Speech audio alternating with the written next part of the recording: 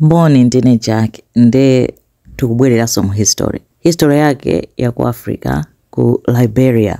Sitinambe putapita ku Liberia koma ndi mmodzi mwa maiko amu Africa amene ali achuma mu nthaka, ali ndi ma minerals kwambiri. Nde paja dziko la ku Africa lililonse lomwe lili la nthaka yabwino ya ma minerals simalephera kukhala pa nkhondo chifukwa choti pamakhala anthu otawakanganirana. Tagwirani chakumwa tenticheze. Sono ku Liberia kwa zaka 133 kumalamuliridwa ndi anthu amene amatchedwa ma Americo Liberia. Anthu oti anali anthu okuda koma ochoka ku USA, ma Black American oti anasamukira ku Liberia kuja. Ambiri anali ngati achikaladi chonchi koma iwo ndi amene anatenga ulamuliro. Nde amayang'anira pansi anthu aloko aku Liberia amanyoza pang'ono eti amatenga ngati kuti kaya ngati fotokozera bwanji koma amayang'anira pansi, ndipo amangopatsana ufumu okhaokha. Upresident achoka uyu apita uyu, achoka uyu, amangopanga zozikonda zoterozo eti anali ndi ma families awo komanso anali anthu olemera kwambiri oloma udindo amangogawana okhaokha. Ndi anthu amangoayang'ana kuti nanga atani nanga anthu ena analibe mphamvu. Ndi panakhala ma president ambirimbiri osiyanasiyana mpaka panafika president uyu William Tolbert. William anayesesa mu mbali yake kaya zomwe amapanga koma iyeyo amafuna kugwirizana ndi mbali zonse za dziko. Mene tinakambira maulendo ena kuti dziko linali logawanika, kunali mbali za Eastern Bloc kumene kula china Russia, Cuba, maiko oti amamvana za mbali zimeneyo. Nde kunali maiko ngati USA, UK, oti sonausa amapanga sozina maiko ena ku Europe. Onena kuti samamvana, samagwirizana after kuti kunali Cold War, maiko wasamakondana. Nde ukangopezeka kuti kugwirizana ndi maiko ngati Russia, aku USA ndio udana nawo. Zoterozo. Ukamagwirizana ndi mbali iyi ena udana nawo. Zoterozo. Unena kuti pena ukagwirizana kwambiri ndi mbali ya ku Eastern Bloc kwa china Russia, well amakupita kukupezera zifukwa mpaka na utani mpaka uchoke pa udindo kaya uphedwa. Zoterozo zosadziwika bwino zoti zakhazo kupangika maiko ambiri osati ku Africa konkhai komanso ulo kwa aluya komwe kuzimatani zakhazo kuchitika. Nde uyuyu Tolbert analamulira koma anapanga zonena kuti zomapanga zoti iye president azikhala ngati wa moyo wonse wa life president chanjani zithe. Iye anayika lamulo lina kuti president azikhala zaka 8 maximum osadutsa zaka 8. Atachoka pamenepo amapanga zinthu zosiyana-siyana. Kenako anabweretsa ulamuliro wa nyuwani, amasintha mtengo wa mpunga. Anthu ake amalima mpunga kwambiri, chinali chinthu choti amachidalira kwambiri mu dziko mwawomo. Nde mmodzi mwa akuluakulu amuboma mwakemo anapanga suggest kuti tikweze mtengo wa mpunga. Nde anthu anakuya kwambiri kuti mukweza bwanji mtengo wa mpunga. Endi mpungawo anthu amene amalima kwambiri mpunga nthawi imeneyo analima Americano Liberian aja. Eti olo akuti olo kwa president iko anali ndi minda osati ya masewera ya chechani ya mpunga. Ndi zinayi zonena kuti ziapindulira iwowo anthu avutika. Ndi anthu mpaka anapsa mtima ndi kuyamba kupanga machani mademo. Anthu anavuta kwambiri kuti kuyesera kuachita control anthu sizimatheka mpaka kutha chaka akulimbana ndi anthu sizimatheka kuachita control. Ndi mu nthawiyo panali munthu uyu bambo uyu anabadwa 1951 dzina yake Samuel Doe. Samuel Doe anali Mkristu wa Chibaptisti atamalimbikira kupemphera kwambiri komanso anali soja, anali wozindikira mwame mwakemo. Nde anamukweza udindo mpaka nakamutchula kuti Master Sergeant wa mwame. Nde zitapezeka kuti mpungwepungwe uja wavuta kwambiri anthu akulimbana ndi president uja President Tolbert. Samuel Doe anatengana ndi gulu la anzake kuphatikiza wina amamuti Charles Taylor amwame okhaokha masoja azeti unoditi tikatani tikalande boma. Coup d'etat anatengana gulu straight kupita kutiko ku Palace mu 1986 ku Palace ya President Tolbert. Atanampeza akugona ali mnyumba anangofikira kumtenga nkumupha pomwe. Basi nthawi yomweyo nkulanda chani nkulanda boma. Amene anamuyika pa president kukhala nda Samuel Doe. Kanali koyamba after zaka 133 dziko la Liberia kutengedwa ndi anthu nzika zachikhalire osati ma Americano, ma Black American. Kanali koyamba oyamba anali ndani? Samuel Doe. Nde Samuel Doe uja anatenga udindo by force.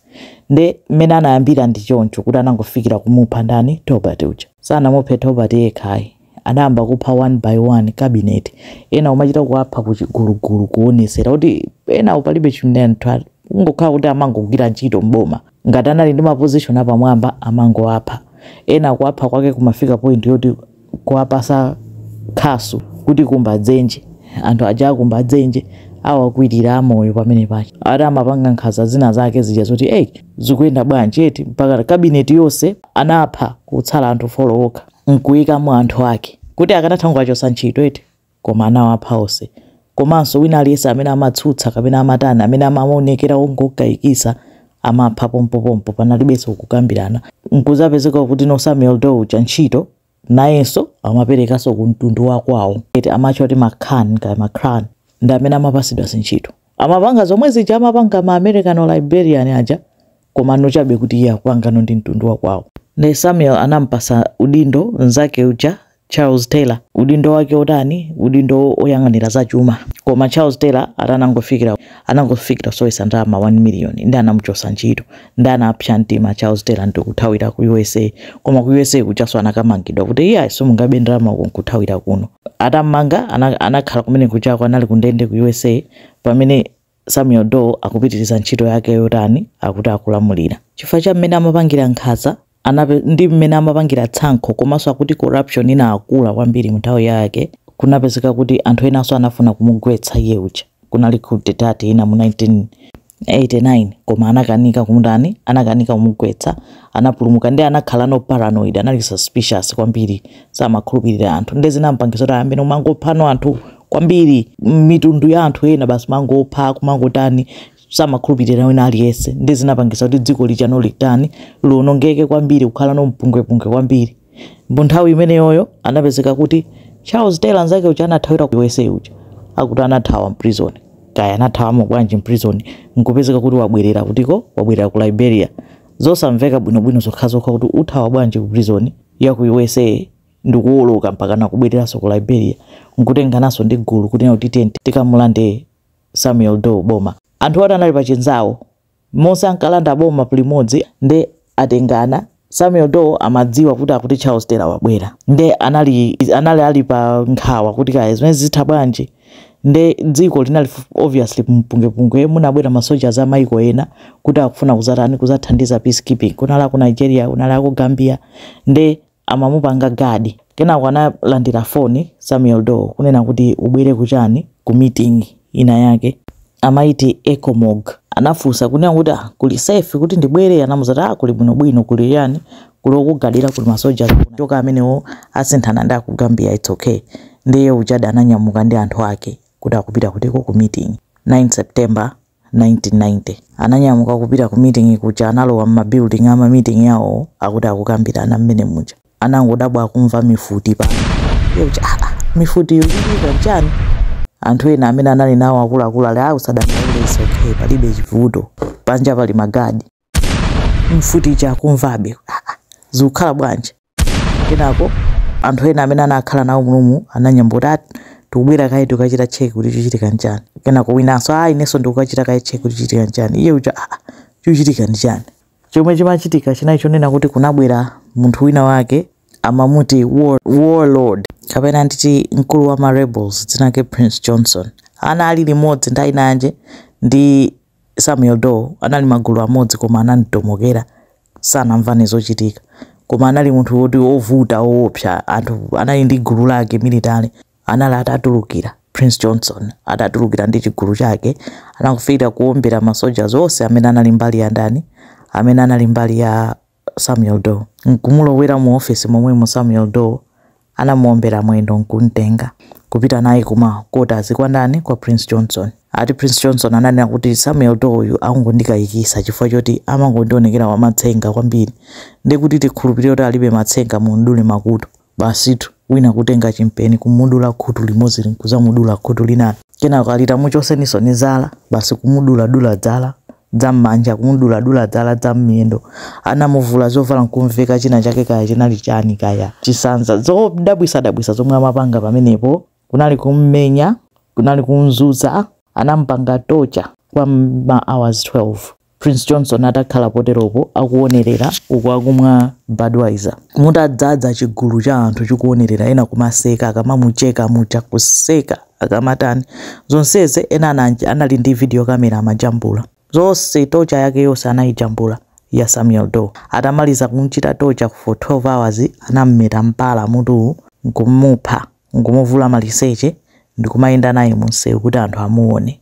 Kenako anakamutaya kuti anakamkwirira pena pake koma eventually abale yake anakamutani anakamtulutsapo. Palibe amene anampanga china chilichonse Prince Johnson, palibe amene analimbana naye. Boma anapezekana kuti mapeto yake analanda anatenga ndi ndani ndi Charles Taylor. Yemwe uja anali ku prison ku USA sizimvetsetseka kuti anamthandiza ndani kuti mpaka nakachoke ku prison nkuzakhala president wakutiko wa ku Liberia. Of course ndiye anammanga kumapetopeto atamaliza kulamulira dzaka koma Prince Johnson bwinobwinonso anakhala bwino mayenda bwinobwino palibe amene amamutantana amakhala bwinobwino. Koma anapezeka kuti atakula anake Samuel Doe anapita ku synagogue ku chalichi kwa TB Joshua chifukwa choti mwana wake wa Samuel Doe atankanena kuti yeye moyo wake wonse chomwe amafuna ndi revenge, amafuna atamubwezera munthu amene anapanga bambo yake nkhanza zoterozo kuti dziko lonse lione. Chifukwa choti atajambula video anayipanga release kuti dziko lonse lionere mene ananzuzira